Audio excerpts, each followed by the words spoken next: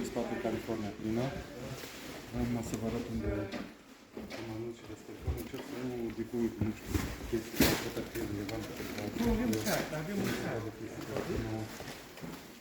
Dezvoltați sau habar am nu și care nu se vă arăt.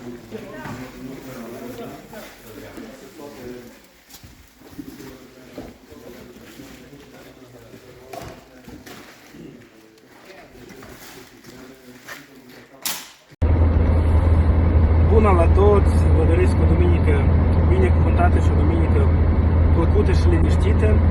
Plecăm înapoi spre Vamă cu două autobuzuri care au venit din Arad. Mulțumim la cei care sunteți alături de noi. Vă mulțumim la toți care ajutați cu ceea ce puteți. Să vă dea Dumnezeu un sucit, să aveți o viață binecuvântată, legat de feedback-ul și de poze sau video.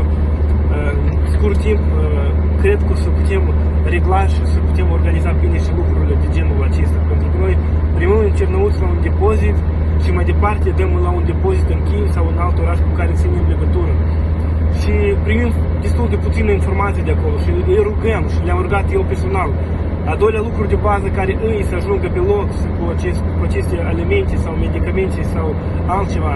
A doilea lucru de important este să ne dea video, să ne dea poze, pentru că e foarte important pentru sponsor, pentru oamenii care sponsorizează, pentru cei ce ajută. Curând vom regla și lucrul acesta și îl vom pune în păcale. Mulțumim la toți, vă așteptăm cu drag în Ucraina, să știți că marfa voastră pleacă în cele mai dificile zone ale Ucrainei. Dumnezeu să vă binecuvânteze și să vă răsplătească. Să aveți o duminică plăcută.